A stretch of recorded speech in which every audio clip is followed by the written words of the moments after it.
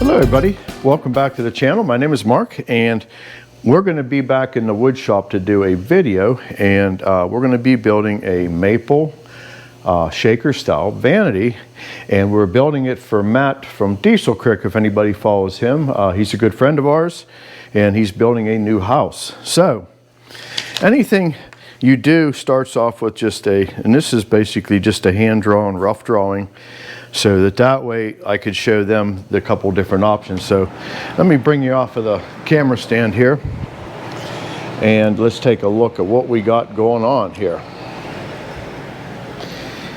So we got basically a 10-foot vanity going on, and I gave them two different options. This option here gives you a full door where the sink would be with the 3 drawers, or we could do 2 lower doors with the false front and the 3 drawers. They have chosen to go with the full doors, which I prefer. Today the false front sort of went away, so we got all the dimensions here. And the first thing you need to do is we need to get the rough board down to this. This is already planed down to thickness and sanded on the wide belt sander. I start with this is not our wood. I do not have hard maple in stock. So the local supplier, they give you the wood in a form they call hit and miss planing. So it is basically, it's flattened to a point, but they give you enough planing on it so that, and here's a good example. So instead of seeing the rough, you get to see actually what the wood's going to look like. So the first step we need to do is we're going to go over to the planer and we're going to get it down to a close to what we need thickness, and then we're going to go over to the 36-inch wide time saver, and believe me, it's a time saver, and that will finish it off. So we're going to go ahead and get started here, and I'm going to show you this process one time in the video, and we're not going to go back to the planer for anything else. So I'm just going to give you the basics on how I get a board from this to this. So let's get started. Okay, I'm fortunate enough to have a 24-inch SCMI planer. This is a very commercial rated machine. It's very heavy duty, and it takes care of the work pretty quickly. If anybody's worked with hard maple, let me get the board here. Hard maple likes to tear out a lot. So little secret to this is you'll notice when I'm feeding it, we're going to let it go through on a diagonal. That way the knives give you more of a shearing cut than straight on, and you can reduce a lot of tear out. The best thing is the spiral cutter. We don't have one, so let's go ahead and give a couple passes here, and then if you're going to repeat any thicknesses with your planer, this little block of wood saves you a lot of grief, and we'll show you that on a second pass when we bring the table right back to where them other boards were planed to. We'll get perfect thickness. So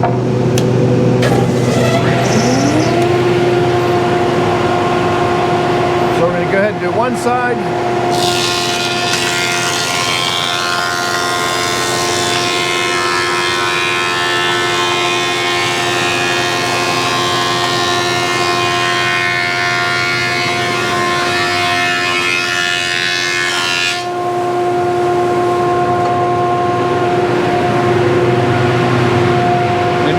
Tear out, and if you think this looks good, wait till it comes out of that belt sander.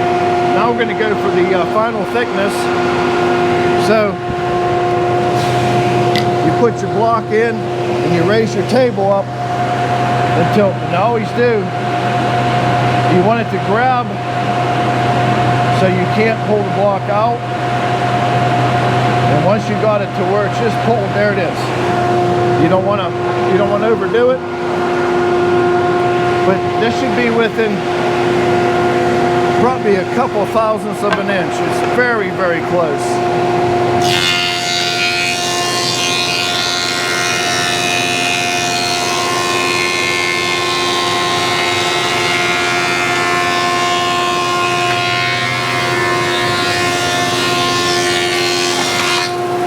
All right, let's get it sanded.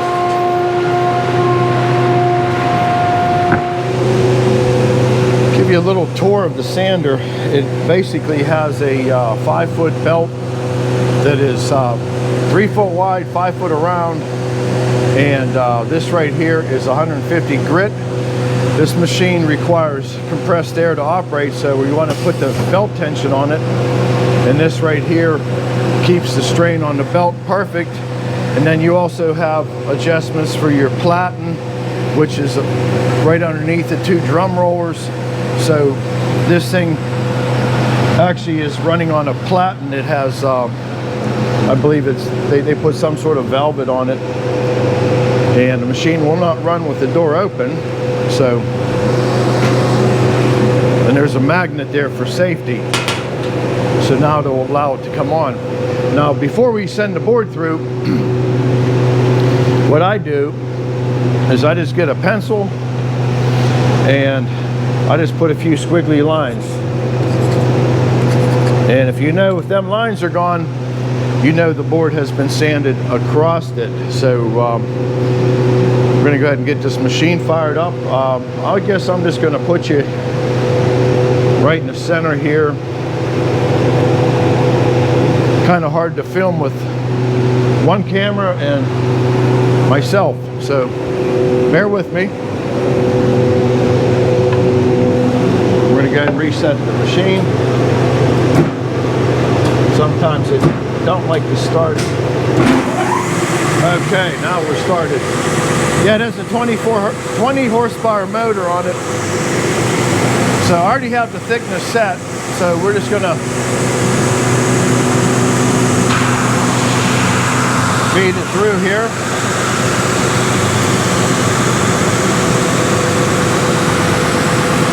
And you can imagine how many minutes of sanding this would take by hand.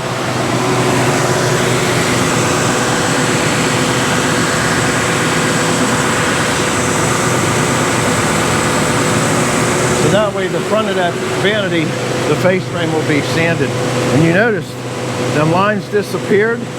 So this is perfectly sanded, no tear outs, and this will accept a beautiful finish. So next step, we're going to get these ripped into pieces, and we're going to start cutting parts and make a face frame for the vanity. Now that we got the boards down to final thickness and sanded, now we're going to start paying attention to the drawing here. And we're going to need stiles, and we're going to need mullions, which go in between the 2 rails, top and bottom.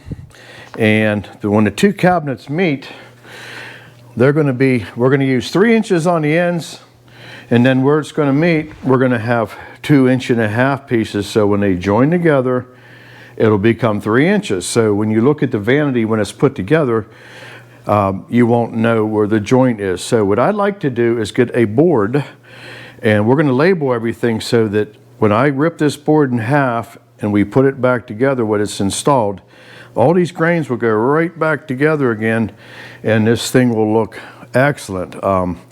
So the first thing we need to do in order to be able to rip that is we got to go over to the joiner here, and we're going to use the little, and I call it little, this is the 8-inch Powermatic. I had put in, and I think anybody has followed this channel before, probably about 3 years ago, I've installed the spiral cutter heads, and it has little square carbide inserts, and these can be rotated. There's 4 lives on them, so you can turn them and get a new sharpening, but they're still pretty sharp yet. I think I got 3 years on them now. And when you have a joiner, try to keep moving the fence on different spots. Don't park it in one place and keep doing all your work on one piece of the knife, even if it's a straight knife machine. So we're going to go ahead and get a straight edge on here, and I'm trying to get you the best camera angle, and it's very hard to do when you're kind of by yourself here. So let's get a good straight edge on it.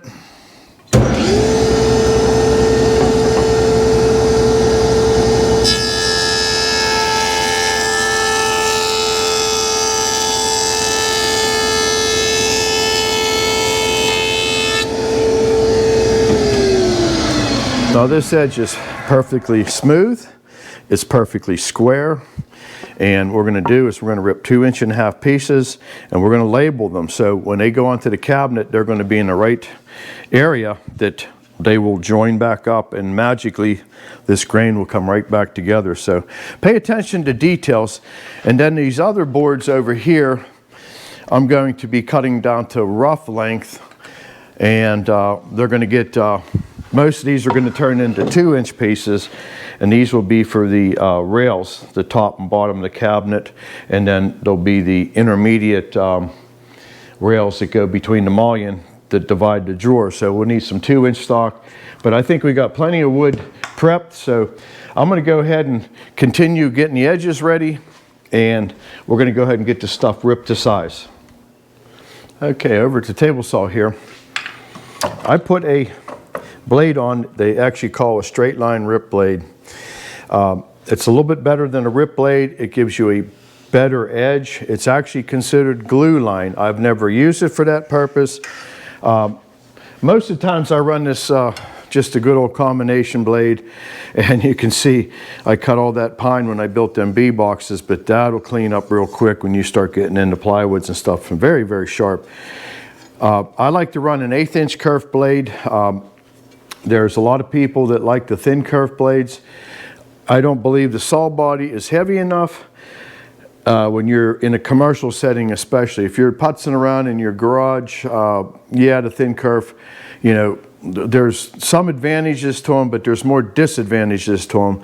They like to walk, and they can heat up and warp. And if you're running a saw stop where they have the cartridge that is for safety, they tell you that there's not enough surface for that cartridge to even act right with that thin kerf blade. So stick to the 1/8-inch kerf. I think you'll be happier. The thin kerf, like again, it has advantages, especially if you have low horsepower situations. So what we're going to do is we're going to rip these down, and I put a line on each side that I knew which side is my jointed side. I would like that to go on the interior of the cabinet. One side of it's going to be meeting a wall, and the other side will be on the outside where a panel will meet it, and that'll get a final sanding, so it will all go away. But you want to make sure you got good crisp edges. Maple's very hard to work with. It can challenge you. So let's go ahead and rip these down, and I'm not going to use a push stick because we are 3 inches away.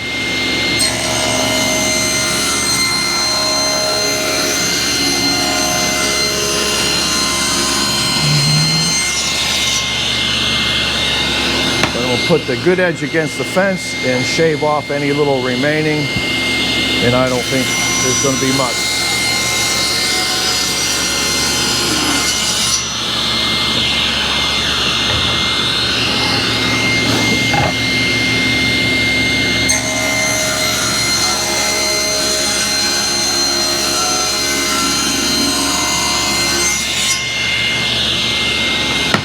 And one more thing I forgot to tell you. After you got done sanding it, make sure that that goes up. You don't want to tear it out onto the good face. So again, we'll just clean this up.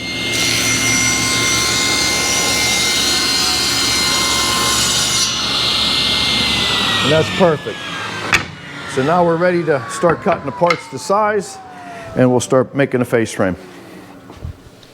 Well, we're at the radial arm saw to start cutting pieces. So we know that the vanity is going to be 5 foot.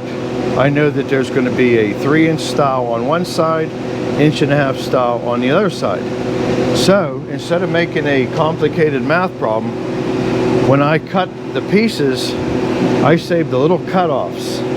So this is the 1.5 inch, and this is the 3-inch. So we're going to turn you over here to the stop. And I got the stop set at 5 foot. So that's the overall length of the vanity. So now we just place the 1.5 inch. We place the 3-inch, and that's automatically going to do my deduction, so I don't have to try to do some crazy math. And you might think it's real simple, but a lot of mistakes are made very quickly on that. So let's come over to the business end. I'm in a very crowded area here, but I'm just going to give you just an example of how this works. And again, make sure the sanded side is up, and we always want to take a little clean cut off. We want that perfectly square. And then we're going to get down and touch that stop.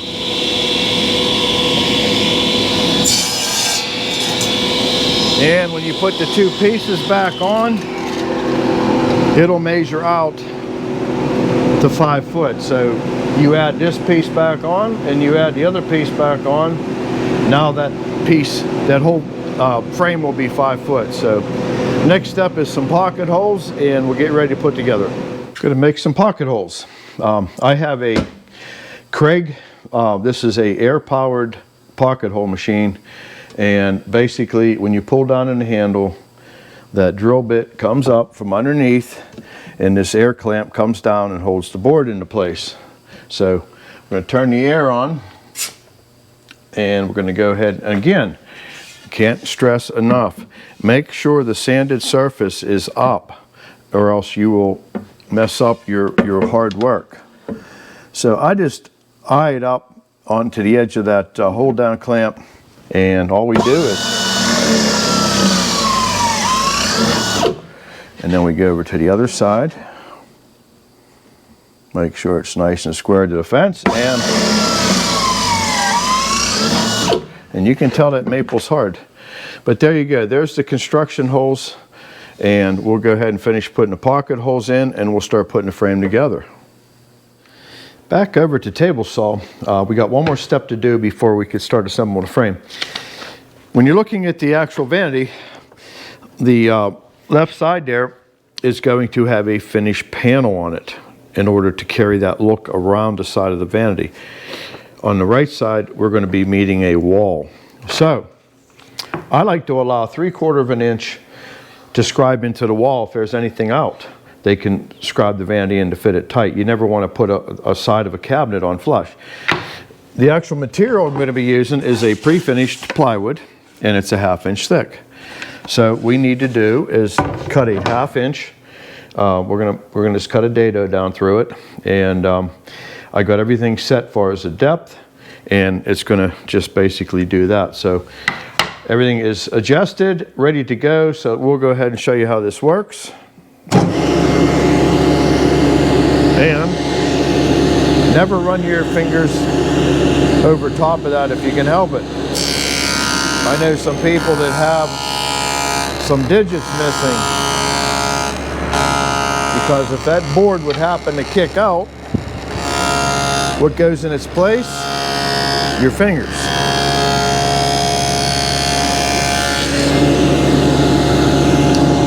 So turn it upside down, and you can see that the panel fit in there nice and snug, and that's just a nice joint to have when you're assembling face frame. So that's basically how the cabinet's going to attach to the frame. So let's start building the frame. Well, we're at that point where we're ready to start putting together the face frame, and we're going to be using, I'll bring a couple over to show you. These are pocket hole screws. They got like a pan head on it, square drive, and this is what they call a high-low thread. So it's good for soft or hardwood. You don't want to use a coarse thread in the hardwood. Now this is that piece of face frame that we had made it up with another piece. I marked the T for top, and I put 2 witness marks. This is where the next cabinet's going to join this. And then that way the grains will match up. It'll look like it's one board, not 2. So basically, all you need, just a little dab of glue and a screw gun or an impact gun with a square drive number 2 Robinson bit. And Craig sells these. These are really handy to have. This will basically hold that in place while you get the screw put in, and it keeps the front flush. Otherwise, they can be a little tricky. So just, you don't need much glue, and also just double check that we're going the right way on that, because that can turn bad in a hurry. So just a little dab of glue, make sure it's flush with the top, clamp it down, and don't force these in, let them cut a thread.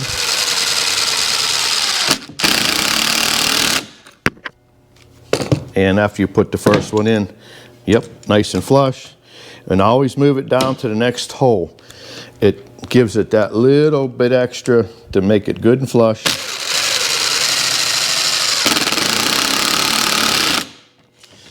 And there you go. And another important thing to have is a damp rag. And you want to make sure that if any glue has seeped out, which is pretty good, you want to get rid of it now because it'll come back and it will haunt you later. So we're going to go ahead and get this face frame put together, and then we're going to be ready to start cutting sides, top, bottom, all the pieces to get this cabinet put together. Well, over at the table saw here, I got a piece of 1/2 inch. This is pre-finished plywood. This is cabinet maker's grade. And these sheets are oversized by usually a 1/2 inch, so it'd be 48.5 by 96.5, and it's called selvage edge. You don't want to ever use the edge that they give you. You always want to trim that off. So we need 4 cabinet sides, and they will be 30.5 by 20 3/8, and then we'll need a set of dividers for each one of the cabinets. So this one sheet will get all the sides and the dividers, and then we'll cut the back. So I'm not going to spend much time on actually cutting stuff on a table saw. It's very straightforward. It's not something that needs to be covered. But once we got the parts cut, we're going to go back over to the router, and we're going to start putting all the plows in it, dados and rabbits and such. So let's go ahead and get this roughed down.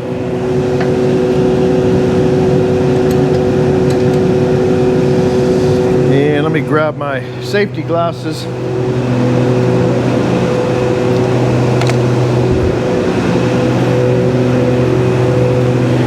So what we'll do is we're going to cut it big. So we're going to go about 1/4 inch big. Cut that edge off.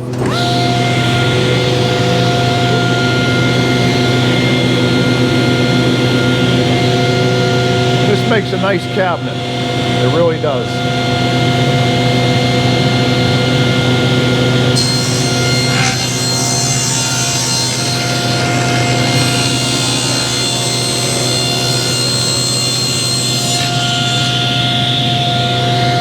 Okay, so now go down to our 30.5. Turn this guy around.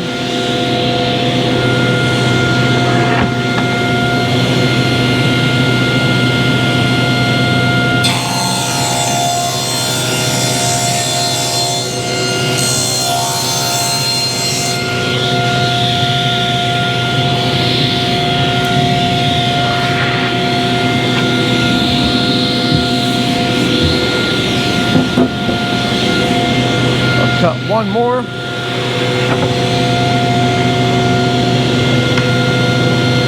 Because the divider is going to be a different size.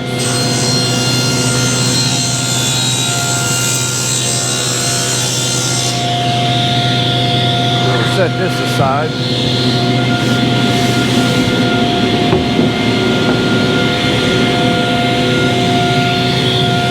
And we'll do the same thing when we do the width.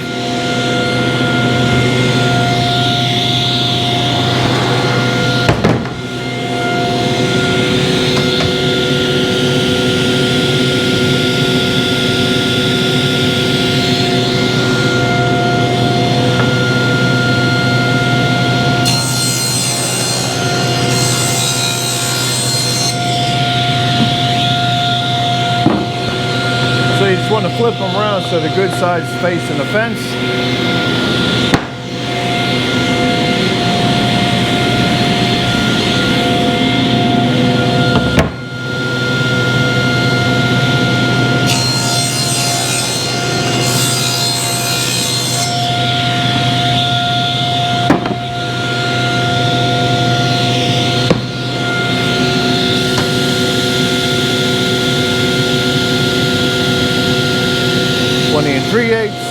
and we'll be done.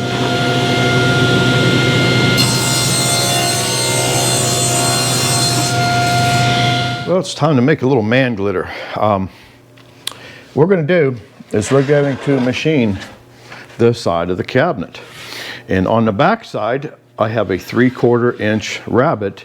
The reason being, the 1/2 inch back will sit in, and then there'll be a 1/4 inch exposed area on the back. And that is what they call for scribing in. When you meet a wall that needs a little bit of belt sanding or whatever, this gives you room between the back of the cabinet and the wall.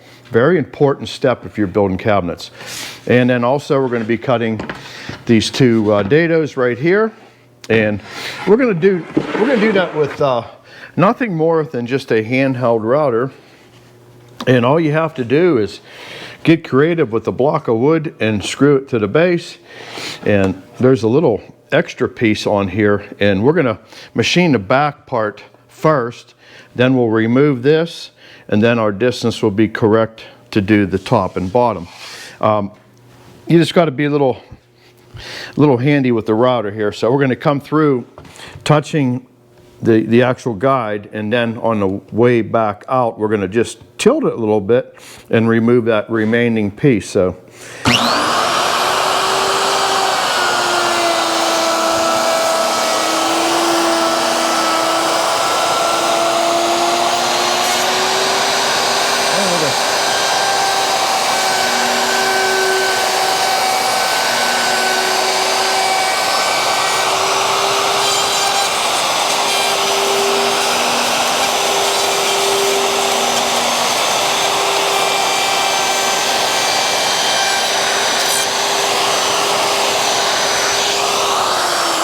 I think we're good. And then we'll remove this block real quick.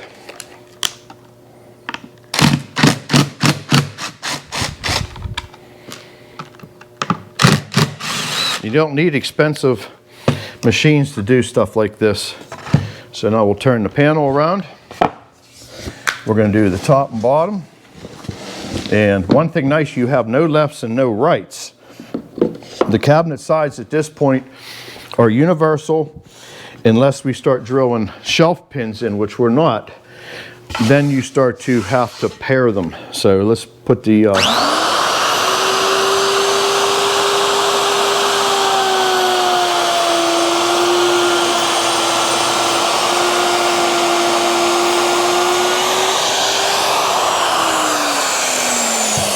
I like the router better than the dado head on a table saw. Couple of reasons. It gives a really nice cut. Sometimes dado heads like to tear things out, and it also, if there's a little bit of a bow in that panel, a dado head is very hard for you to hold that panel down tight to the saw. So I'm going to go ahead and finish getting everything machined here, and then we're going to put some pocket holes in it. We're going to start putting this cabinet together.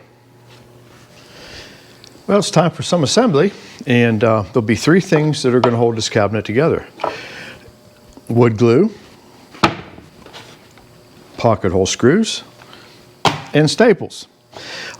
So if you did all your homework correctly, and I urge when you're building any type of cabinet, spend the time doing the joinery. Your assembly will be so much easier. I don't like butt joints and, you know, just trying to make things work. It usually don't work out very well. This is actually going to be the cabinet that's going to be all the way out on the left, where there's going to be a finished panel. So the side will allow for that panel to fit flush with this, and everything will come in really nice when it's done. So basically what we're going to do, put some glue down in the dado, and again I just put the pocket holes in with the same machine that you've seen me use on the face frame. And I'm not trying to repeat a bunch of stuff on this video, just trying to give you the good basics of cabinet construction. And there's hundreds of ways to build a cabinet, so if you have a better way that you're comfortable with, that's what you use. But this is the way I like to do them. So we're just going to put the 1-inch pocket hole screws in, and you always want to make sure that they're not going to come out the other side. That would be bad. And also make sure that that flushed down nice and tight, and it did.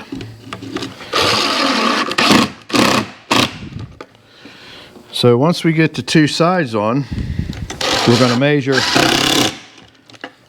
for the bottom. And the way I construct my cabinets is I put everything attaches to the face frame. Some people might build a box and attach everything to it. That's not the method I use. I feel comfortable with this method, and it's never failed me. I've been building cabinets for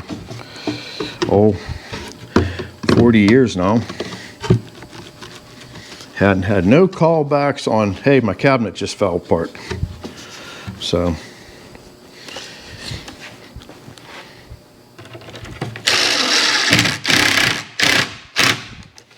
we'll get these sides on, and we'll go ahead and measure for the bottom. We'll get it cut. Well, the bottom's cut, and we're going to go ahead and put that in. One thing I did not show you is on the end of the cabinets, something as simple as all the layout lines to shoot your staples. Basically, make yourself up a little jig, and when you put it on here, that'll be the right dimension for the top and bottom of the cabinet, and then this other side does the back. So that way you know where the staple gun has to be to reference that. Just little simple things that if you get in the mindset to build cabinets, a lot of little stuff will save you a lot of aggravation, a lot of time. So, and I did not show you, I actually had cut a dado across the top and bottom, and that just lines up the bottom of the cabinet perfectly. So, and also I put the pocket holes again in the bottom side of this.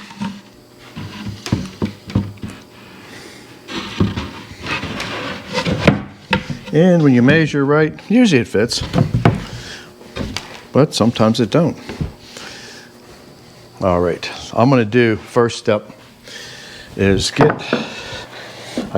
there's a couple pocket head screws that were protruding a little bit. I want to get them just pushed in so that, so we're just going to put about 4 staples on the side. Never put your finger where you're shooting. Plywood is notorious for sending staples the wrong direction. So I'm going to go ahead and do this side. Well, 2. And you want to make sure everything is tight to the inside of the cabinet.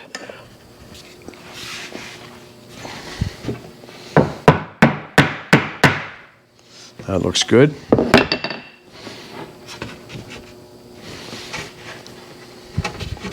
And sorry I'm turning my back on you, but I gotta get some staples in here.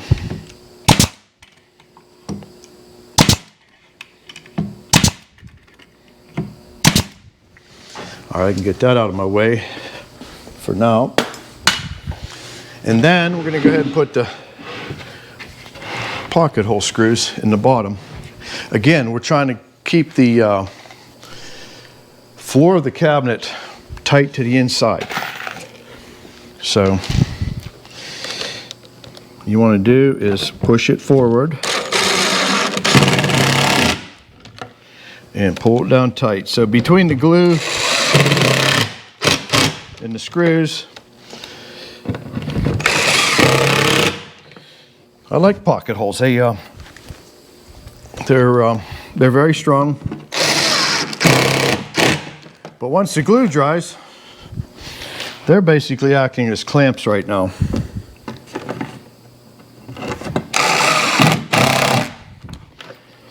And our next step will be putting the back on it. I just got to get it cut to the right size, so we'll get to it.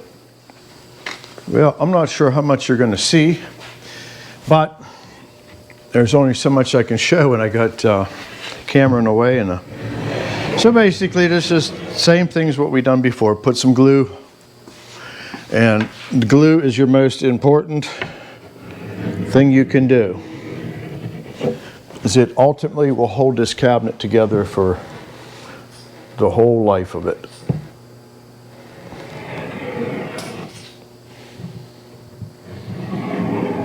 And one thing nice about the pre-finished plywood,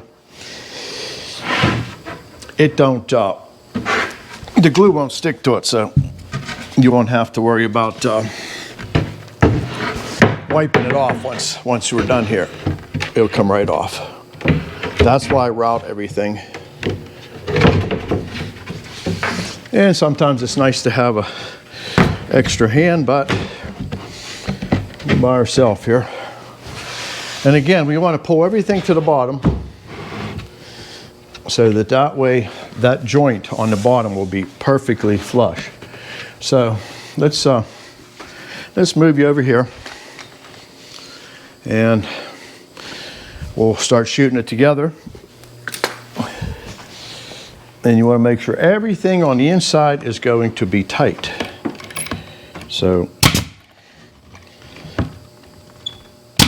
you want to pull down. That's what you're trying to do. Staple will pull it tight. All you do is hold it in place. Okay, so we're going to do the other side, and we'll come around here.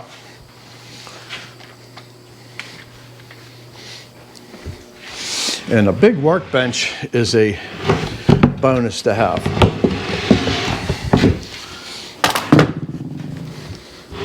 But this is a full-scale shop that I've worked out of for all my life.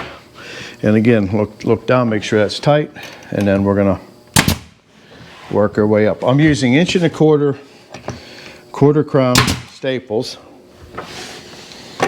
and that's more than enough. I like staples because they got two legs.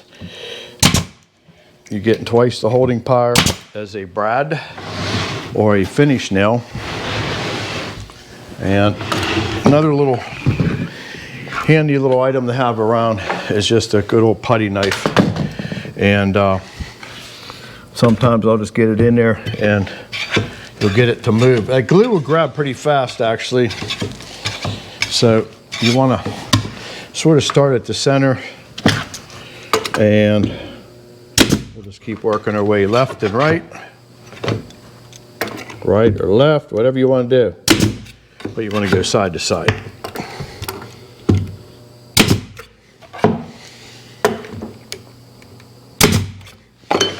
And everything's looking nice margin. It's all in the little details.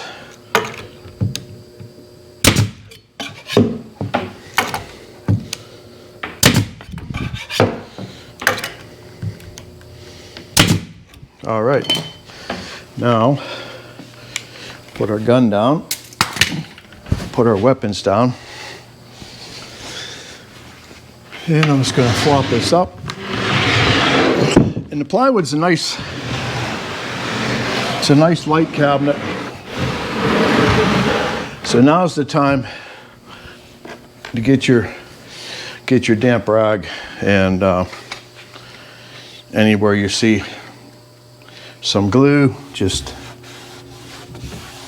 and it wipes up very easily. And you can see the inside of the cabinet is pre-finished, so you got all that part done. So, and I'm even wiping it out. This is where the drawers are going to go. You're never going to see in there unless you take the drawers out of the cabinet. So that is just a basic box. And I'll take you off the stand here. And here's the cabinet I had put together earlier. And the only thing we got left to do on this is we got to put these are sort of what we call stiffeners, and this will keep it really nice and straight along its edge. Same thing in the back. And this is the sink compartment. So basically the contractor can cut this out to fit the bowl, and it won't hurt nothing, but it's still intact. And then there's a divider, that goes in between the sink and the actual drawer boxes, and it's nothing more than just a pocketed hole in there, a couple staples here and there. So we'll go ahead and finish this up here. I'll show you. We'll start putting a divider in the top and bottom in. All right, I'm back with the right spacers. Yeah, when you start making up a bunch of little jigs and fixtures, things can get confused. So we're going to start in here with some pocket holes, and I'm not sure we're going to be able to see because I'm going to be in there with it. So let's see here. And my arm's only so long. Just trying to bring you along here to show you what's involved. And they work so well, the pocket holes. And these are going places you'll never see them. So they're not going to be anywhere that they're going to be ugly. And that looks better.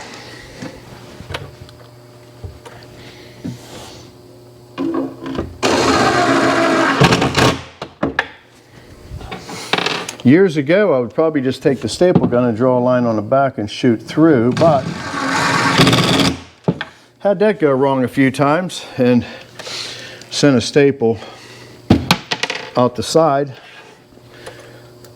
of the panel, and that's not a good day.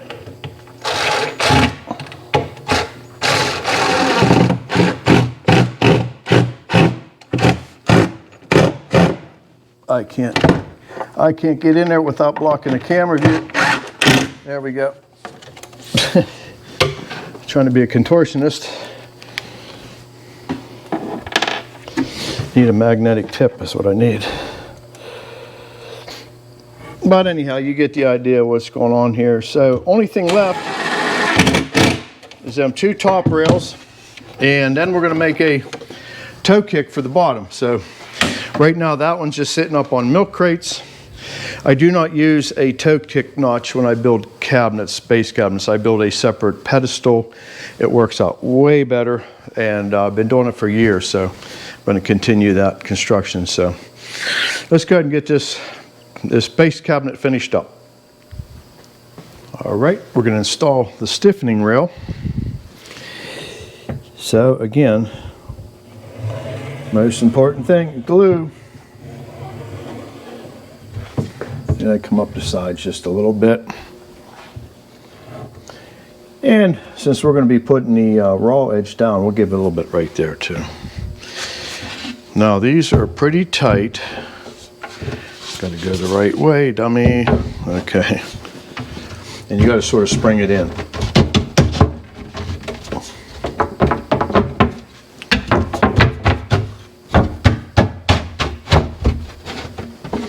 That's a beautiful thing.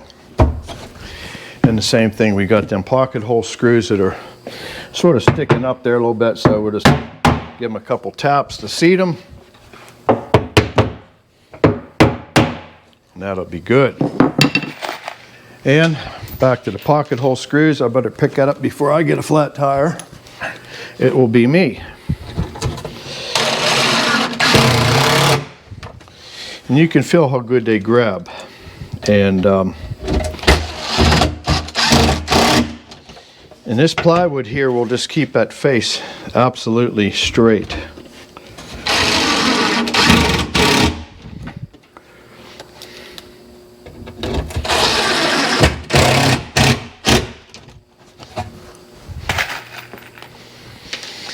And our next step after we put the back one in, we're going to start on the base for this thing, and we're going to conclude part one of this vanity build, and then we'll come back and do drawer boxes, shaker style doors, and all kinds of fun things.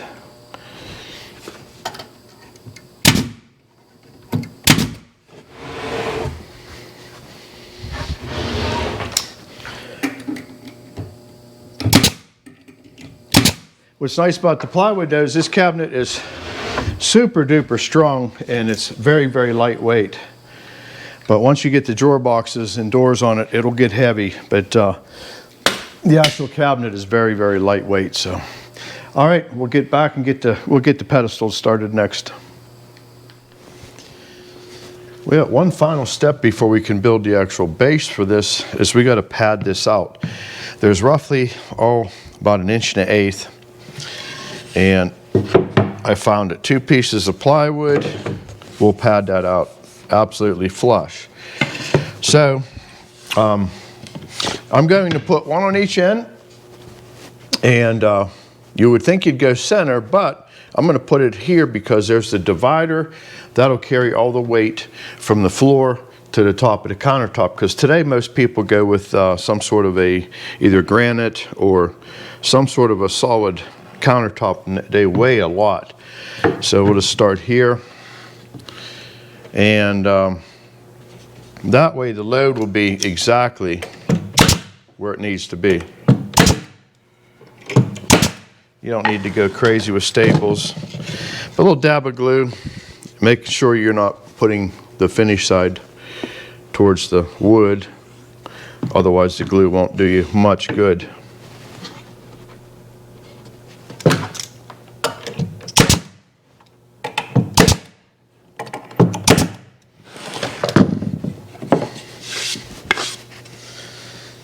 And the next step will be building the actual 2 base platforms, and I'm going to make them removable.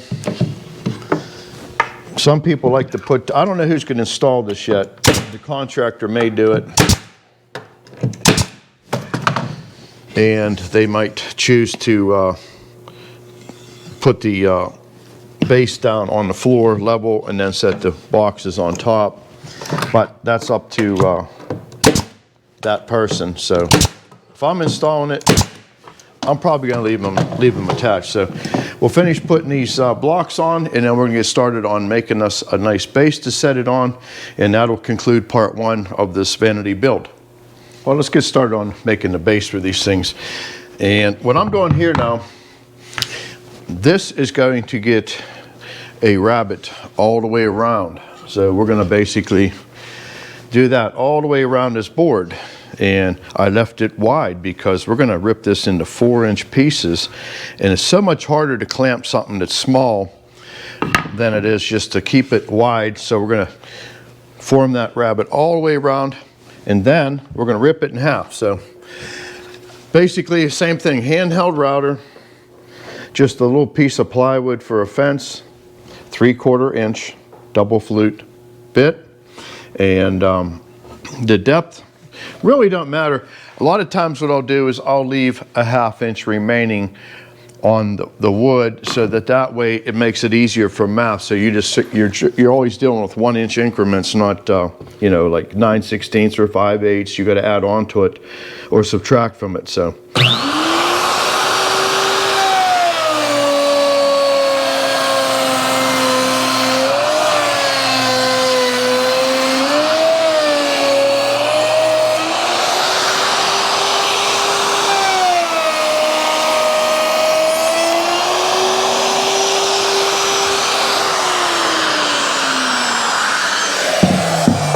it's just that simple. All we're going to do is turn it one time, route it, then we're going to go over and rip it in half, and then we'll get putting it together.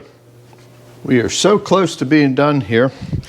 So basically everything is now routed, and you'll see how simple this is. Might seem like it's a little complicated just for a little base, but it'll be strong. Basically we're just going to glue and 1.5 inch 1/4 crown staples, and we don't need to get too crazy with them, but you need a few to make it hold. Tell you what, I hate to turn my back on you, but I am out of bench space here, and sometimes it's hard to film. And oh, let's just do it a different way. I'm going to get on this end, shoot this one on, then we'll just turn the whole thing. Yeah, a lot of people say that, you know, when you turn a camera on, and it does affect your productivity. Don't seem like it would be true, but I just want you to learn something. That's why we're here.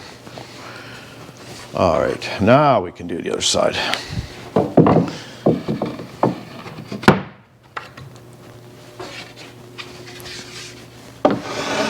We're basically building a box, and you'll see what happens next after this gets on.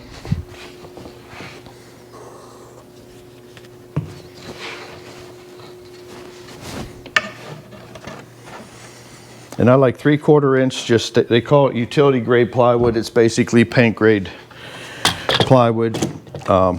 Most of it's 9 to 11 ply. At one point they had one that was 13 ply, and it's unavailable due to the Russia-Ukraine war right now. It was it's called Russian birch. It was a really good product. Very heavy. It's one thing I did not like about it, but okay, now we got that done. We're gonna box the ends in, and this is basically what's gonna carry a lot of the weight. And a lot of people just cut a toe kick notch in the side of the cabinet, send it to the floor, and that's all they do. A little bit of glue, and we're gonna come around it with some staples. And none of this is going to really be seen. It's going to be covered up with finished maple. So we're not going to worry about visible staples. Now, if this was going to be finished, we'd be going about it in a way different manner.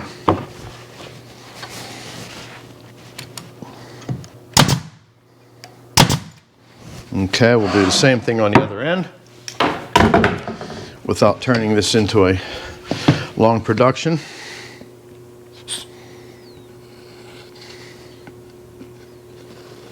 And this can be either attached or detached from the cabinet, a matter of a few screws. So if you decide to set this platform in place, level it up, and then install the cabinets, you can do it that way, or just shim everything to the floor after you attach it to the cabinet. So it's all preference.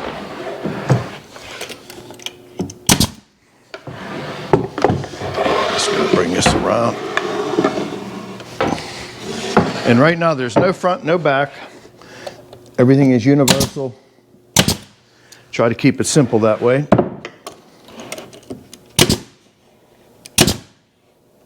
And then we're going to just visually put it against the cabinet. There's a 3/4 inch overhang on it, and I'm just going to put a center line where this platform is, and we're going to send one across in the middle here, or off center, and then I will cut one more piece that will go under it. And again, this is not, you don't have to be real accurate on it. We're going to put another piece under it, make a T out of it, but we're not going to send that one all the way down to the floor. And the reason being, if there's any variations in the floor, you really don't want that making a rocking point, and that's exactly what it will do. So that's the last thing I'll do. And then you can see it basically will sit on the bottom of the cabinet. Sorry about the camera angles. And there you go. That's basically how this will finish out. And then there'll be maple attached to this, and we'll wrap it around the side where it's going to be finished, and just a couple screws to hold it to the cabinet if that's how you want to do it, or like I said, you can do it either way. So that's how I build my bases on a cabinet. There you have it. And this is going to conclude part 1 of this vanity build video. And here was one of the details I showed you way back when we took that one board and we ripped it. And when this goes together, and it's just sitting on the floor with a couple wedges under it, and that just looks so seamless. And when you're going to put cabinets together, try to pay attention to grain patterns, light and dark colors. You can make a job look bad as quick as you can make it look good. And that is one heck of a vanity. Matt's building that beautiful house, if you haven't followed him on Diesel Creek. And yeah, that's longest bathroom vanity I ever built in my life. So it is, it's like a small kitchen is what it amounts to. So, hey, if you really like this video, do me a favor. Can you give me the thumbs up? That really helps the channel. And if you want more of the shop content, let me know in the comments.